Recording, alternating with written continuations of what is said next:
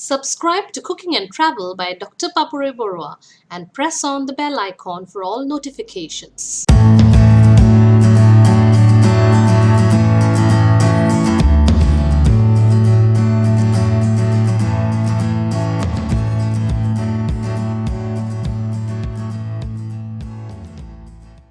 These are the ingredients for the Spanish rice casserole.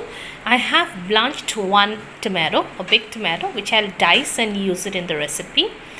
Here I have cubed around just a big potato into small cubes there of irregular shapes there, no problem. And one big onion chopped into small pieces. Some pods of garlic, around 12-13 pods of garlic. I have used here some green peas. I've chosen the frozen variety. You can of course go in for the normal variety of green peas. Here I have also used some corns there, some sweet corn. You may also use capsicum, which is actually one of the main ingredients, but due to non-availability I am just avoiding capsicum. I have here soaked around half a cup of rice and for half an hour, and I've just taken it out of water. Apart from these are the ingredients that I'll need. I'll be doing the cooking in olive oil. I'll also need say one slice of cheese there, some garlic granules there. You may, if you do not have garlic granules, you can increase the number of garlic, some mayonnaise, some oregano flakes, and of course some pepper. I'll also need salt. I will avoid using any turmeric in this dish. So let's start cooking. Just to make the cooking very easy, what I have done is that I have chosen to use a pressure cooker for now, and I'm going to drop in some olive oil, say 1.5 tablespoon of olive oil that goes in. The next thing is that we are putting in the garlic. When the garlic begins to brown, I'm putting in the onion. This is very easy one pot meal in a way, and which will make it very easy for you to do it when you do not really want to work. All my recipes are normally like that, when you really don't want to work and you want to have something good as well. I'll now put in the veggies there. All of them go in, even the potato. And now we're going to give it a nice mix. Normally as we do all our meals, this is the way I'm doing it. So just put in, stir in properly. You may choose to use some butter, but I'm avoiding the use of butter in a hope that I'll make it a little healthy that way.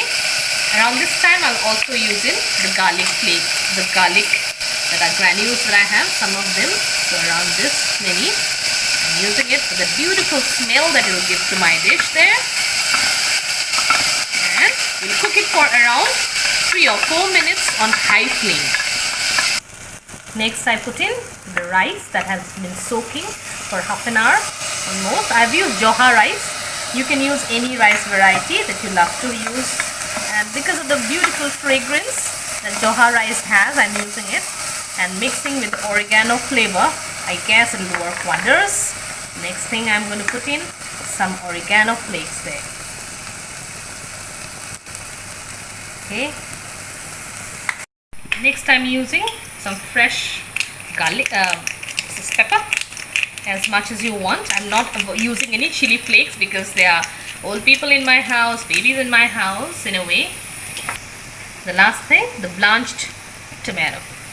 You may increase the number of tomatoes in your, but I don't like it very tangy, so I'm just reducing it to 1 for my sake. And now one of the most important ingredients, in fact the very most important ingredient there, the salt. I was doing all of it on high flame almost for 3-4 minutes now. Look at that, the grains are glistening, and it's time to put in the water. You may avoid the use of much of oil, as I haven't used much today. So some water, not much however, just till it covers the entire rice and the veggies. I guess a little more, just a little more will be fine. So I let all the water dry up. The second time I'm putting in the water. So just to cover up, give it a nice little mix there so that all of them are together. And then just drop in the slice of cheese there, and then on medium flame, low to medium flame, we'll cook it for till we have at least 3 whistles. So after 4 pressures, I let it stand, and I just remove this handle there, and therefore you can see the steam coming out on its own. It was out, and see, it's beautifully done there. Now when it's still hot and warm, I'm going to just throw in some fresh coriander leaves and some mayonnaise. This will make it nice and soft and really buttery there, and then we're going to give it a nice mix.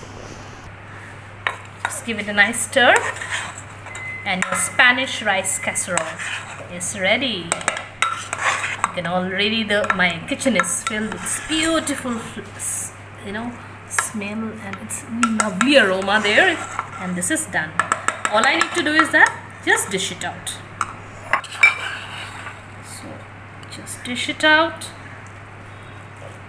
See, they're all sticking to each other, and this is what I really wanted. You can always use some mozzarella and some other processed cheese, but I avoided. I just wanted to make a little healthy amongst all the cheese there, so I just chose a healthy alternative, the mayonnaise, and a slice of the cheese there. So that's done. So that's ready, my Spanish rice casserole. Very easy, and almost in 15 minutes I was done. So I hope you like this recipe of mine. Do give it a like and a thumbs up, and subscribe to my channel if you haven't, and I promise this is going to